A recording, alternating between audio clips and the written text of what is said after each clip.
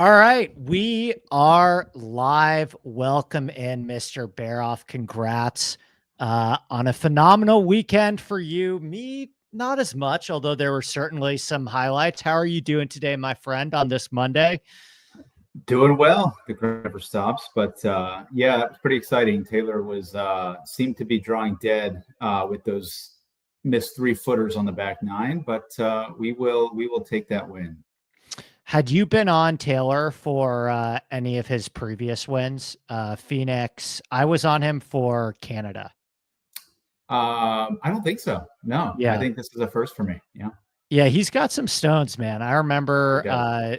when he won the Canadian Open over at Oakdale, and he drained that, I guess now in Canadian lore, somewhat infamous putt. I think that probably gets remembered now by Adam Hadwin getting clotheslined on the green, which is a player that I'm sure we'll talk about this week as it pertains to the Amex. But yeah, I was really happy to see you get it home, to see a lot of folks in the community get it home. Of course, our own Joey as well, who, as I mentioned, a big final congrats to him and his fiance on his engagement, winning in a lot more ways than one this weekend. But any other big takeaways from the Sony Open? We'll get into. Obviously, it's an easy one for you in terms of what we got right, what we got wrong. But any big takeaways from you in the action over the weekend in Hawaii? No, I think the Sony. I don't know if it's the timing or the predictability, but it seems like a lot of us do really well that week.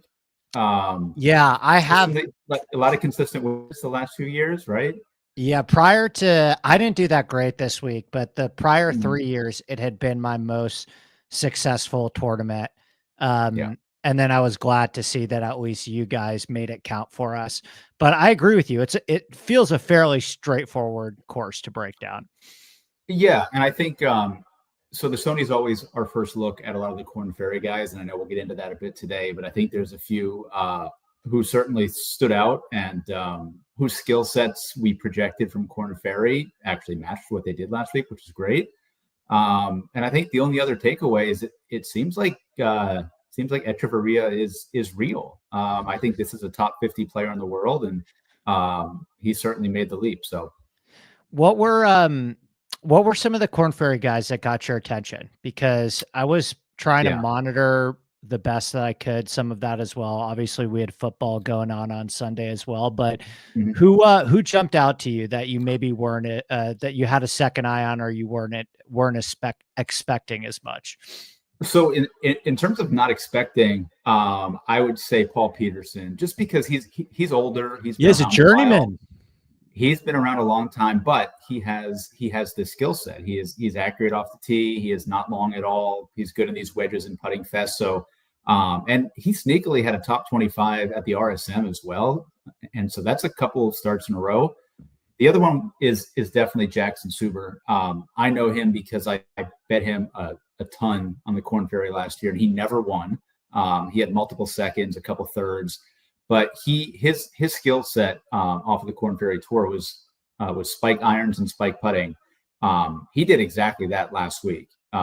He was really, I believe he was third in strokes gained approach for the week, and he was for the top 10 in strokes gained putting. So that is exactly what we're looking for this week. I think that as we get more data on each of these guys, like I'm still working with very limited sample sizes on a lot of these players, but I think the way that the schedule sets up, this is another really good golf course. And, I'm obviously not just saying this because Nick Dunlap won last year at 400 to 1. But I think this is another pretty prime spot where there's not going to be a steep learning curve, right? Like this golf course reminds me, and you would know about this more than I because you're a big Corn Ferry Tour better, but this golf course seems pretty similar to a lot of the golf courses that they play on the Corn Ferry Tour, at least in terms of like the mindset. Really gettable par fives. Yeah. Not a very high miss fairway penalty. So I think in recent years, you've seen guys hit more and more drivers here. Um, Is that one of the things that you're thinking about this week, just in terms of like, okay, of all the golf courses that we're going to see? I mean, I haven't looked at your betting card yet, Mhm. but this feels to me, and I have some decisions to make as well that we'll talk through, but this feels to me like I'm not going to knock players if they don't have it's one of the lowest course history golf courses in terms of Yeah. correlation that I found. And it feels like a pretty good week to take some shots farther down the board. Yeah, it's just, I mean, it's easy. You just have to make birdies. There's really no wind. The greens aren't fast. The greens, are pretty average size. And obviously, yeah, you're hitting a lot of wedges. But yeah, back to the Corn Ferry, and I'm going to make this, probably a Jackson Super Love Fest. But just sort of looking at the very rough stats they had, he was number 2 in birdie average last year, and he was 3rd in putting. And like, yeah, those things go hand in hand. But that's exactly what you're looking for this week.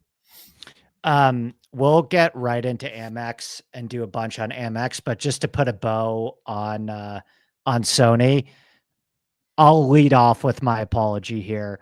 I was really disappointed in Corey Connors. Now, Yep. I talked about it a little bit on the Sunday. But I didn't bet him, but he was a core play for me in DraftKings, and I had a fair share of Corey Connors. Like I was confident in the play. One of the things I talked about on the Monday podcast was I think the improvements to Corey Connors putting, like I had a whole spiel on how if you look at the longer that I talked about in my podcast with Noonan, if you look at the longer term splits on like Corey Connors putting from 5 to 15 feet, and you wake up Thursday morning, you check the scores, Corey Connors 142nd out of 144 players in strokes gained putting in round one. He made a little bit of an improvement on Friday, made a pretty good run at the cut line, but still ended up missing the cut on the number. And gosh, that -2 cut, like I ended up having 5 out of I could have made a really great lineup.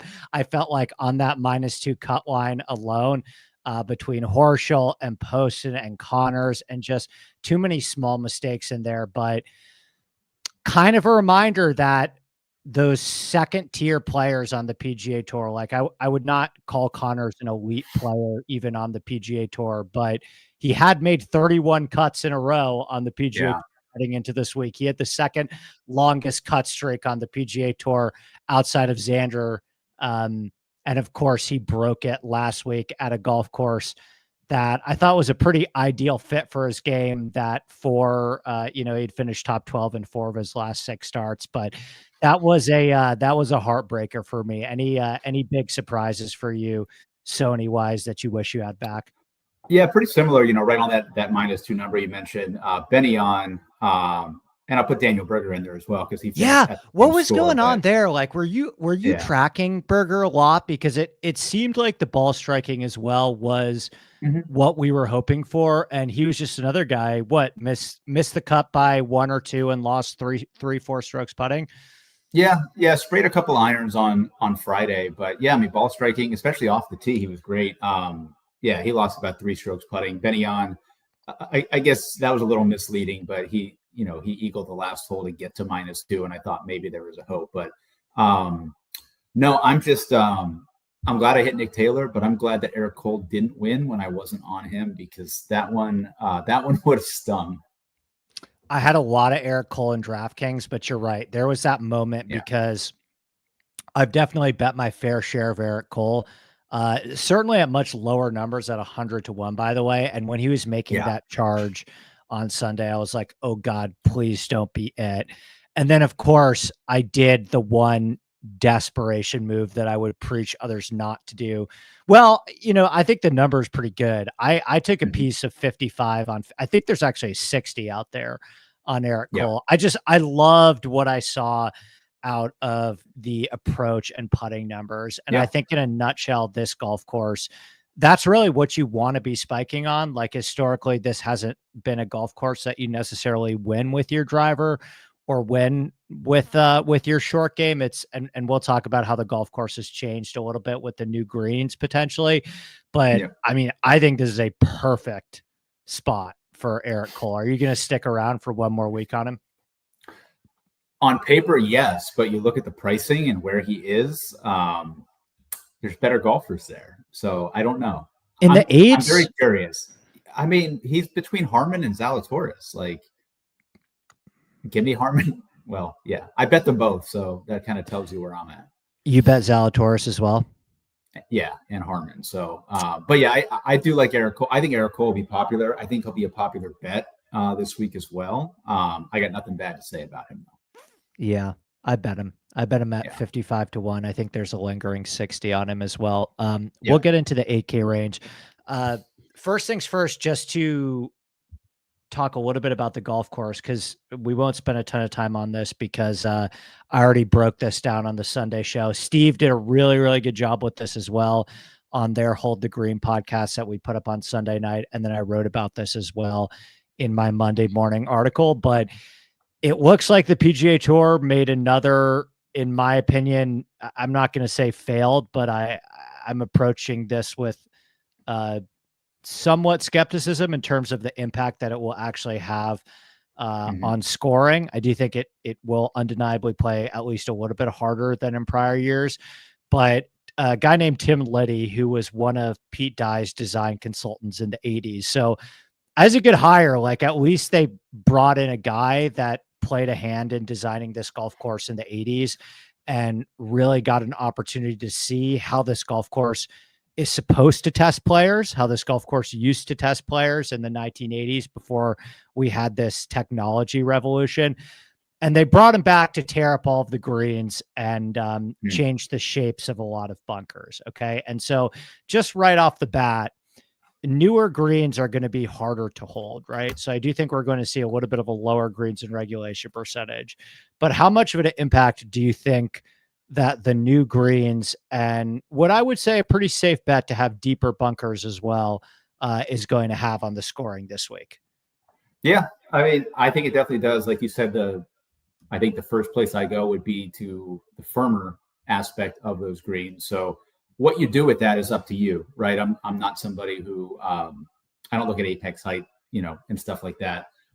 But it may push distance a little bit more just to get further down the fairway. Because I think when I was looking at this, a lot of those approach shots in that 150 to 175 range. So if you can kind of get that into that 125 to 150 range, that may be an advantage. But I'm going to try not to overreact to it too much because we know at the end of the day, this is a wedge fest and a putting fest. So, yeah. Is there anything else on the golf course in terms of like, what are the things that jumped out to me? My biggest takeaway from the Sunday show, I try and I don't know, give like one giant overarching take about the golf course for like a theme of the week for people to keep in mind. Cause I know that I can struggle at times with the density of my previews.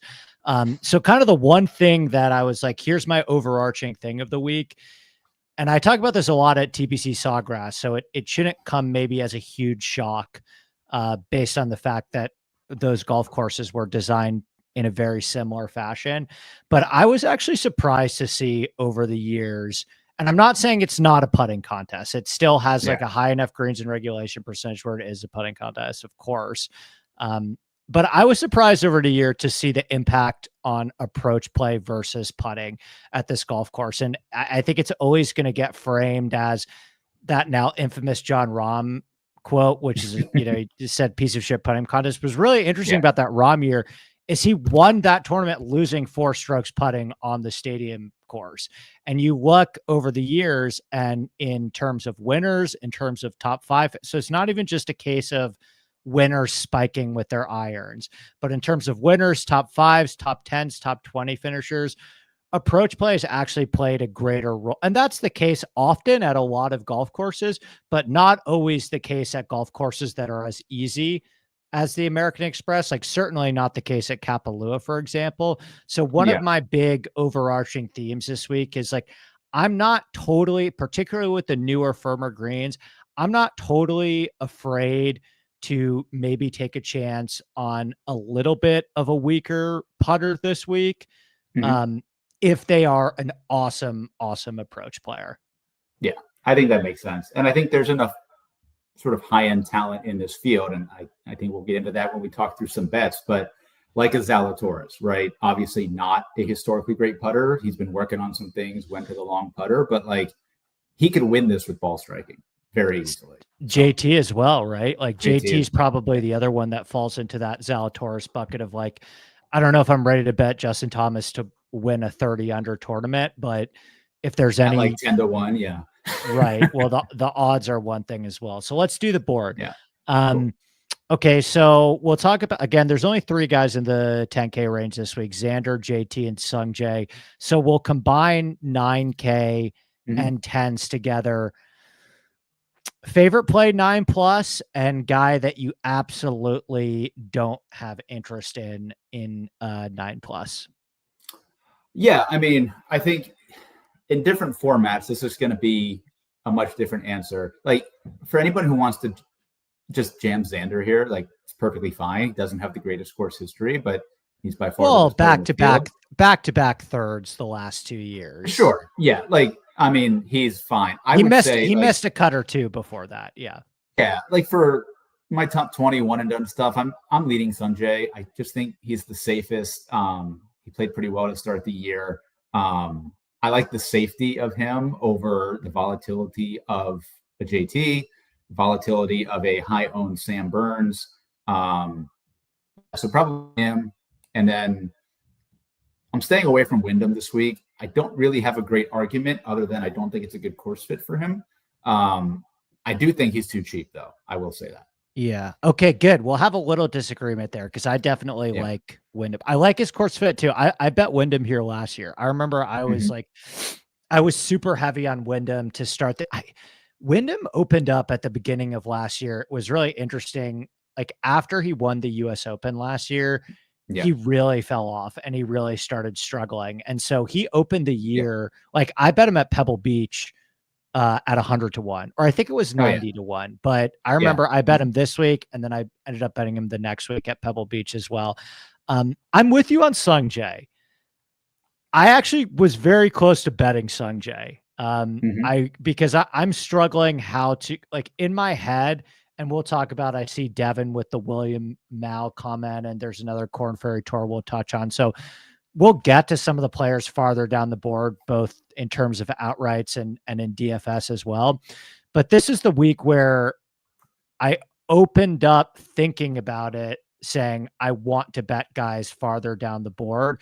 And then I just couldn't, I couldn't end up pulling the trigger on the guys that I kind of had in my maybe column. And I had that one moment where I was like, man, if there's ever a spot where Sung Jae is going to do it, he's played this golf course, or he's played this tournament 6 times. He's never finished outside of the top 25. Now it's a very typical Sung Jae course history because he's never finished better than 10th either. Like he's never really had a real opportunity to win this event. But as you mentioned, his floor seems remarkably high, although I felt that way about Corey Connors last week. And I like Sung Jae. Like I was looking at the rabbit hole this week, like water heavy golf courses with easy scoring conditions, right? Like these high variance golf courses like TPC Twin Cities, where you need to go out and play aggressively and go for it on the par 5s, like go for it on the shorter par 4s. Sung Jae is sneakily one of the more aggressive players on the PGA Tour. Like Sung Jae gives no fucks. Like he is firing at pins.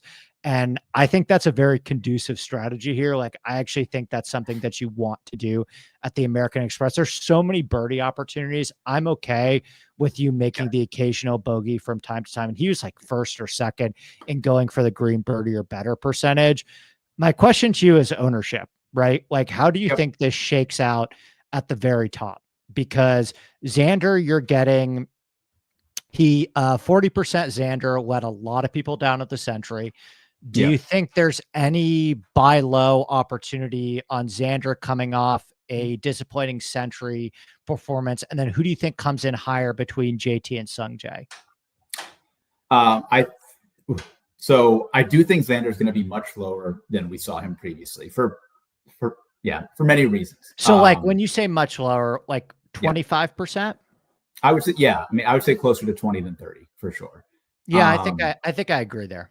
So you also have to bake in, obviously guys are getting 3 rounds this week, so it's going to lend itself to more aggressive builds. But also if you go down to the 6K range, there's not much there, right? So I think I'll kind of see how the week progresses. I think M is going to be a little bit higher owned than JT. Agreed. I don't know why. I don't know that he should be, other than he's just more consistent, because Obviously with JT, he's been in contention here many times, both of the last 2 years. So we'll see how that shakes out. I just think they trust the safety of him over Justin Thomas, but I'll probably have both of them. Probably won't have as much Xander as I should. Okay, post in the chat whether you're feeling JT and Sungjae, whether you're feeling JT or Sungjae this week for DraftKings. And of course, the option, as you mentioned, is always just to play both, which I may end up doing myself. But it's interesting because I think that like JT, Sungjae work in conversation with each other in our decision, and then Burns can't lay as well. And I think the pro JT case over Sungjae is that if I'm saying to myself, okay, my theme of the week is approach play, I think I'm pretty comfortable saying that JT is one of the 10 best iron players on the PGA Tour. Again, full stop. Like, I think he's there. He had another great approach week at Century. The signs were already there towards the end of last season. And I think if you're just saying to yourself, okay, my overarching theme this week is approach play, who's hitting their irons best at the moment, I think that's a pro for JT over Sungjae. The bigger Sungjae pro, in my opinion, is like, I just still think that JT's putter is a ways away from being like consistently trustable. And I think Sungjae's a better driver of the ball than JT right now too. I don't think there's a driving golf course, but like, I love what Sungjae's doing off the tee. His off the tee numbers are phenomenal. And I probably am with you. I probably lean Sungjae just slightly in terms of safety. But if there's like demonstrably lower ownership on JT, I could definitely see myself getting there too. What about Burns, Cantlay, Finau, like as we get a little bit lower? It's tough. These are guys that, I mean, I like Finau a little bit. I just don't like to play Burns and Cantlay. I've said for a while, I mean, since, he slumped most of last year, but I just don't think Patrick Cantlay is as good as we give him credit for. Obviously he doesn't win very often, but I think I've gone stale on Cantlay a little bit. Burns, obviously, he likes this. He easily should have won last year. He's more fun to play when he's not popular, right?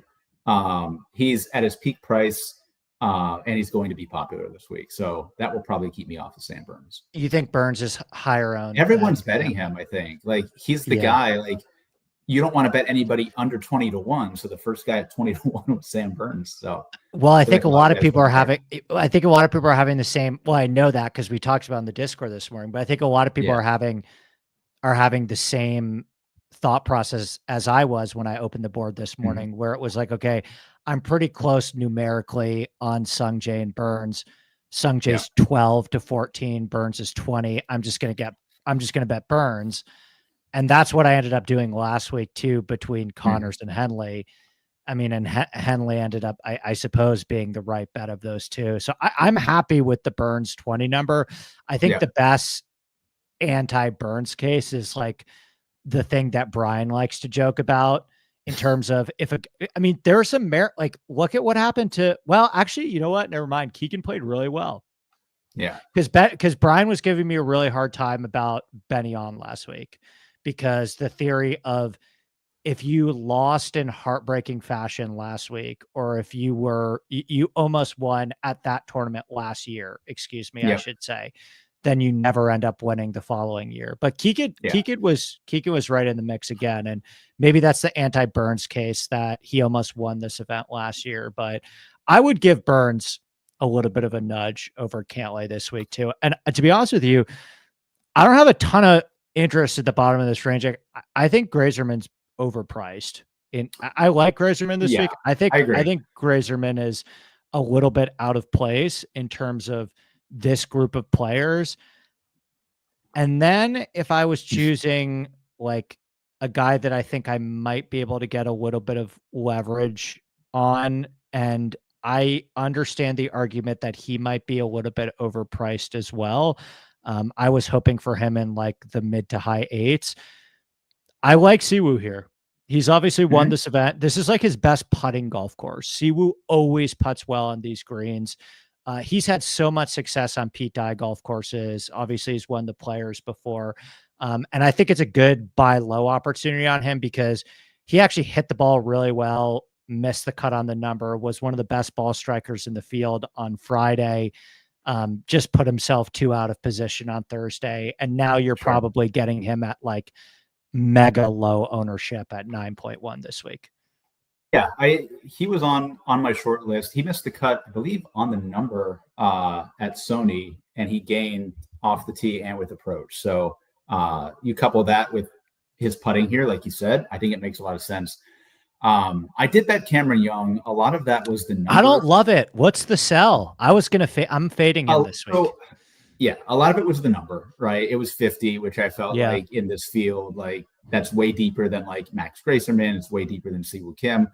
I think so. He in 2023 when he played here, he basically led the field in ball striking, right? It was all short game. Couldn't chip. He couldn't putt.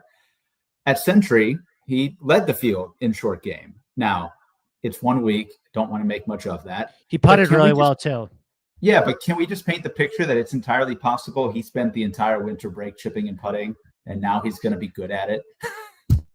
We could definitely, we could definitely paint that. I mean, that was the picture that I was trying to paint in my head with Corey Connors last week.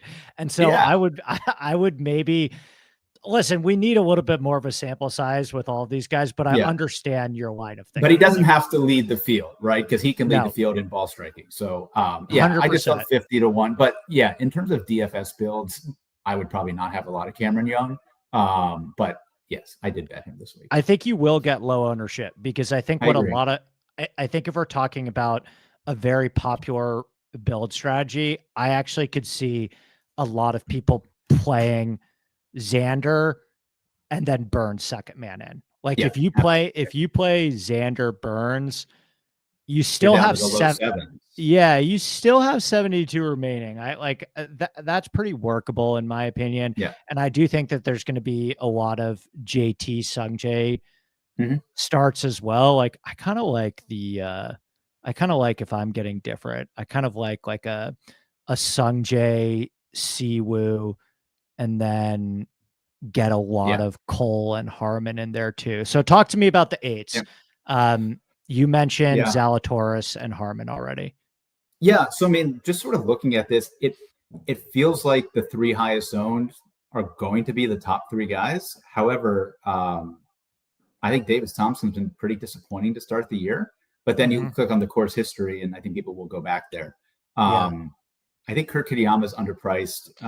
Well, he just got he just got the data golf steam. So I liked Kitayama. Yeah, I liked he had a really good fall. So yeah, he had an amazing fall. He was like the best. His approach numbers in the fall were unbelievable. And I bet Kitayama last week. I was pretty disappointed with him. I think he finished like T35 and the irons came back to earth. Like he actually he drove the ball well. He putted okay, I believe, and he lost strokes on approach. So those approach numbers from the fall, which was the main reason why I bet him last week, they didn't really seem to translate at the Sony.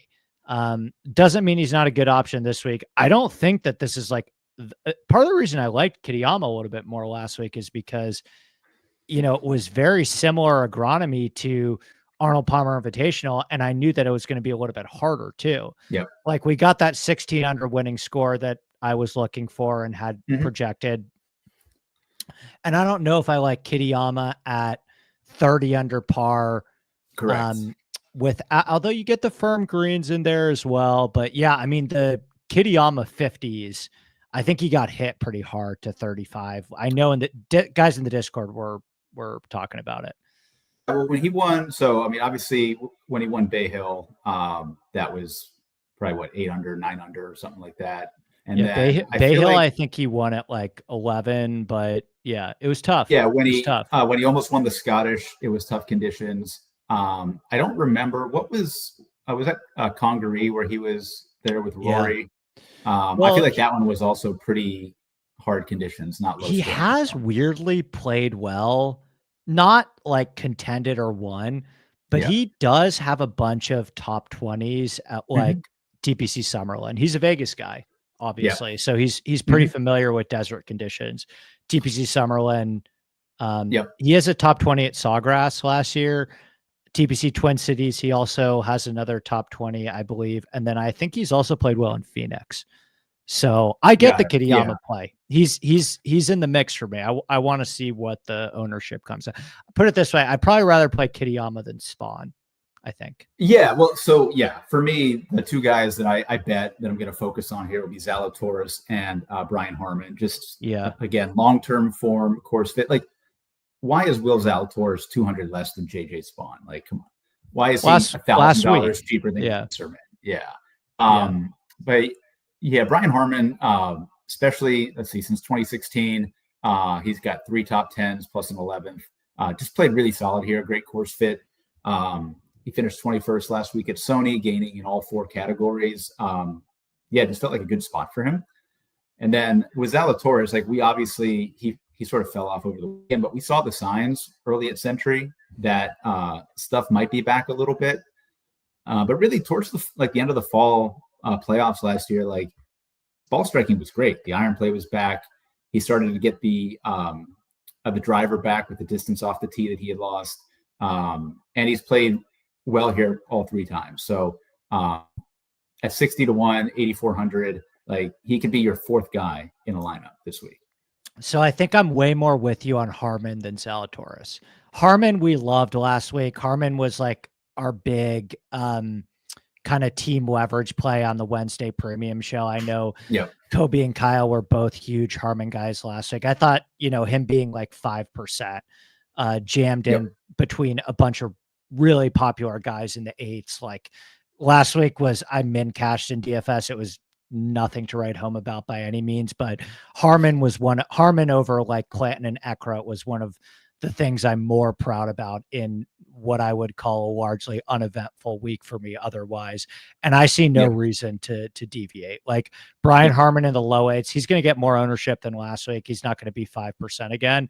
But I think that Cole Harmon, like, this golf course, and this is one of the reasons why I like Eric Cole here as well.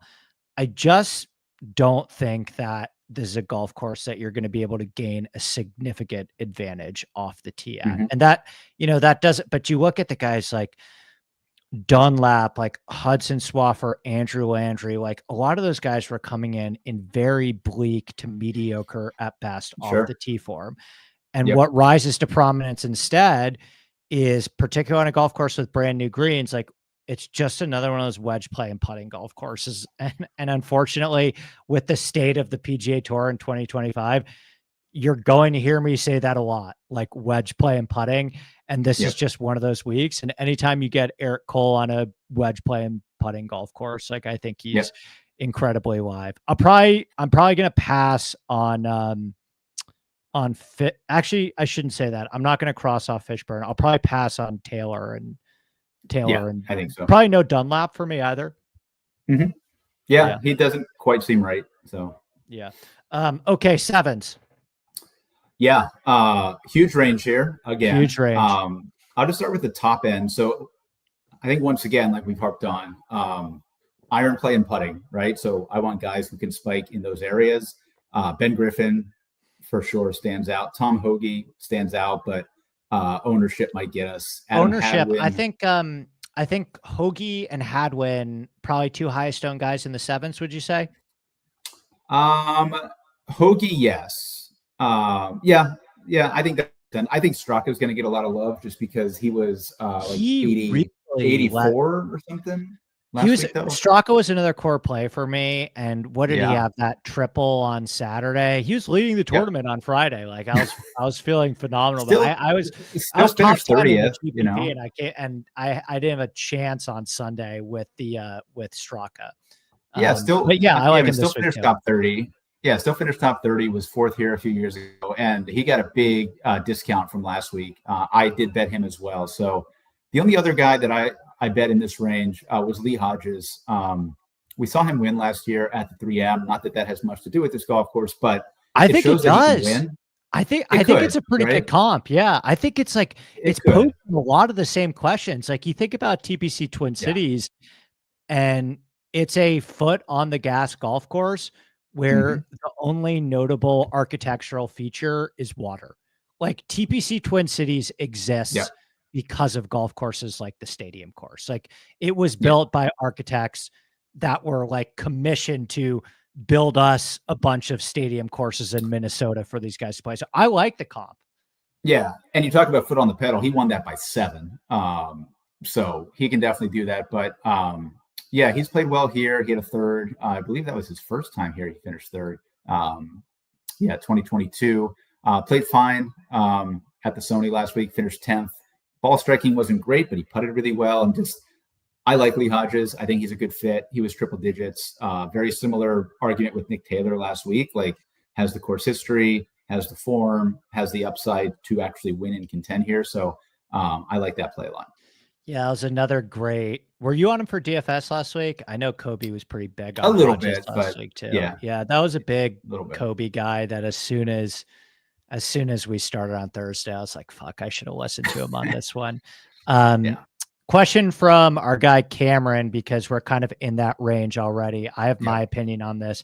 Any juice worth squeezing on Hostler to get weird in the Hadwin, Denny, Hoagie, Griffin range? Thoughts there on dumping? I'm probably the wrong person to ask about Bo Hostler. I don't think I've ever played that guy ever. I'm generally not a big Bo guy either. I was on him. I just don't think he's very good.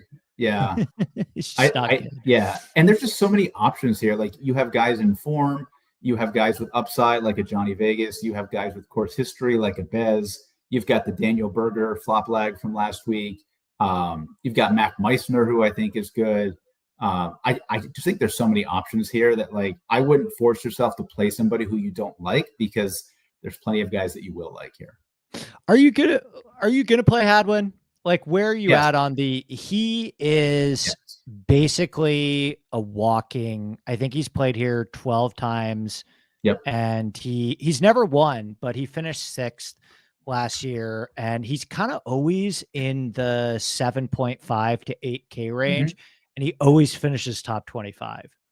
I already put him as my top 20 lock on the sheet. So did you really? Good for you. Yeah. Get him early. Yeah. I mean, there's a plus 300 on that earlier. And I'm like, this guy's top 20 every year. I don't quite understand the plus 300 on it. But yeah, I'm going to play Hadwin. It just means, like you said, I'll be different playing, Zalatoris. Maybe it's Cameron Young. Like, I'll have to get different elsewhere, because, I mean, yeah, he should push 20% this week.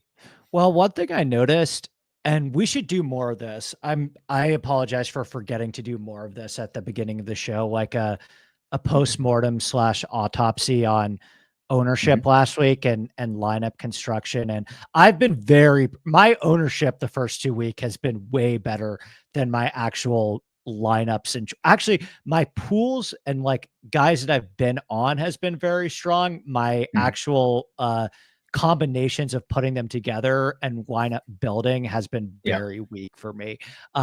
But ownership, I've been super, super hyped about as well. And one of the things I was wanting to track really, really closely was kind of the steamy mid sevens guys. Like, so last week, Daniel Berger was a really good example of this.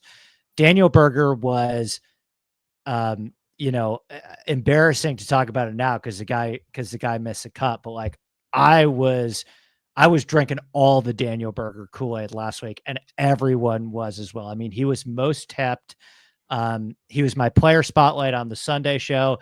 A bunch of us bet him at 65 to 1. He was like a community play for all of us and what seemed like all of Twitter. He was like 13%, at least in the $5. And I had him projected at 14, 15, but it was one of those projections that I actually felt bad about. Like I kept saying on the Wednesday premium show, I feel like I'm under projecting Berger, and there's a chance maybe he gets to 18, 19, because this is the guy that literally everybody has on their betting card. And then at least in the $5, he was like 13%. So I wonder what that means for Hadwin and a Hoagie. And I think there's enough spread out, and there's enough. I think people are still finding their footing this year with like who they trust and the content that they like listening to. And there's a big enough range that I don't think we're not starting to get like the disgusting chalk that you would see in a fall swing event or farther down the season. Yeah. I think it was probably middle of last year, early last year, DraftKings really expanded that range. There's so many guys in the 7K range that it's almost impossible for anybody to get to 20% now. Yeah. It's very spread out.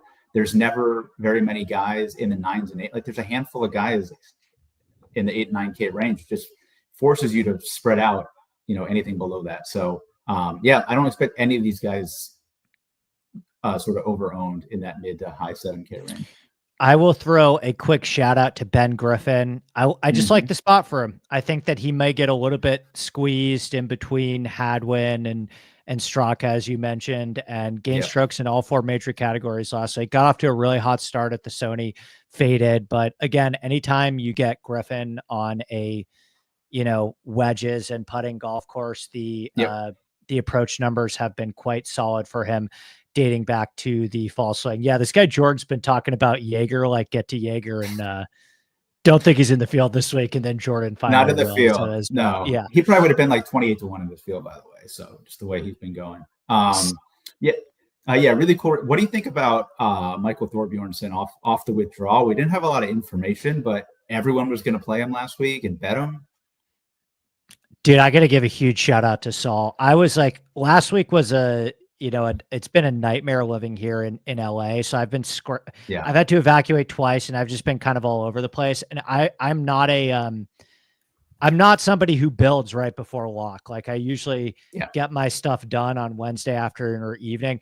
I was scrambling to get my lineups in right before lock. And I had a decent amount of Thor. I had like 20%, and thank God I switched it out at the 11th hour, thanks to Saul. But, I don't have a strong opinion on him this week. My numbers, he didn't pop in my numbers in the way that he did last week at the Sony for me. I need to do a little bit of a deeper dive, but he doesn't have big attention for me. What is he, 7.4-ish again? 2. Yeah, 7.2. But again, we didn't get any information. I think it was just an illness. There was some stuff going around. I'm sure he's fine. Seems like it could be a good fit for him as well. But I just wasn't sure. Yeah, I got whatever that illness is too. I don't know what it is. I was telling you, I was like, in Los Angeles, that stuff's going around too. Well, I walked outside to get coffee this morning, and this is why I was saying, like, because I talked about this in the Sunday show, but like, I don't think people realize how fucked Los Angeles is right now. Like it is, it literally looks like a third world country out there, and everyone outside is wearing masks like it's fucking COVID. And I was like the only one walking around outside not in a mask, and I guess all these embers are falling down. And so I don't know if it's like the air that I'm breathing in or something, but I feel like I've been fighting for my life today. So we'll wrap up pretty shortly in the 6K range, but other guys that I want to mention in the 7s, Keith Mitchell, I got a nice little top 30 for me last week. He's been surprisingly good at this golf course, finished 9th there last year. Meisner as well. That was a play for me last week. I think he finished 30. It looks great. Yeah. He keeps popping up everywhere. So generally pleased with Meisner. But and then Gim, sure. Somebody mentioned Gim. I don't have a problem with that. Joe Stanton, you had Shank as the gummy play for. Did he actually tie with Suber? If he did tie with Suber, then I think he did. Okay, well then you guys will. 6, yeah. We'll either build it the 3 of us and split it 3 ways, or just DM me in the Discord. He split it. Okay, so we got you too, man. Don't worry, we'll got you covered. Yeah, DM me in the Discord and we'll split it 3 ways. Good call on Shank, by the way. He was not on my radar whatsoever. Quick question from Rich S on Tom Kim. I was kind of leaning there in one and done. He was kind of a guy that I don't know. Maybe we'll see what the ownership shakes out, but I think it's a decent one and done spot for Tom Kim. And I don't know if Tom Kim's like 14% at 9,300. I think that's a solid option. Didn't look that good at Sony last week, to be honest with you. No, he's gotten very inconsistent with what he does well and what he doesn't do well. Like we know that he's very accurate. He's a good iron player. He should be a good putter, but he can't seem to put it all together right now. So maybe that'll happen soon, but I'm not ready to trust him for a one and done or an outright bet yet. All right, 6K range. I don't have a ton, man. Or I guess we can combine it with the low 7s. Yeah, I was gonna Super say your I have guy? one Is more that there. probably yeah, Super So probably the guy for yes, you. he's there, but I think people will see that off of that he led the field in iron play basically last week. So I'll give you the 0.5% pivot. Possible gummy player of the week is the other Corn Ferry guy, Ryan Gerard. Yeah. This guy's a baller. So Yeah. I did hit On my a radar too. 150. I'm glad to hear you say that. He's got the skill set, right? He's got the iron play, he's got the putting. He gained in both a ton at YLI last week. I think he finished 21st. He was I think 12th in birdie average on Corn Ferry last year, 5th in putting. He won over the summer, and he has a propensity to go low. You know, he won by 6, I think, at 26 under par. Had multiple 20 unders last year, multiple 18 unders, multiple 17 unders. Just a really good player, like wedges, iron play, like exactly what you want here, and nobody even knows who he is. He's a real player, so that might be the gummy player of the week. And easy sell. I mean, I Yeah. will. I'm always intrigued in what you have to say about what did he end up finishing on the leaderboard? 20. Super? A Super was like 6th. Yeah. Yeah. What do you think he stays? Do you think he stays under 10%? Oh, for sure. Yeah. Yeah. I mean, he's low enough.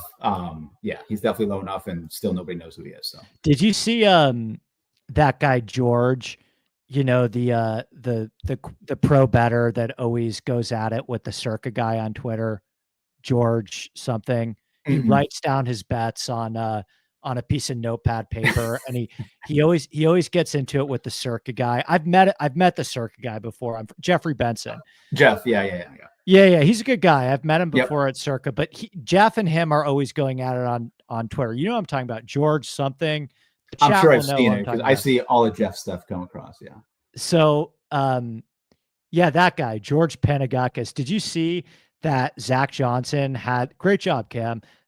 Did you see that Zach Johnson had the Friday mid-afternoon lead at the Sony Open for like 20 minutes? It was even before the afternoon wave had finished, and he bet Zach Johnson like 250 to 1 at the Masters. He was leading. People do that. I know people do that shit. I know the future stuff. Yeah, I think that's a tweet. That might be the tweet right there. It's somewhere. Yeah. It's somewhere in there. But anyway, for me in the 6s, I like Matty Schmid, big Kyle guy.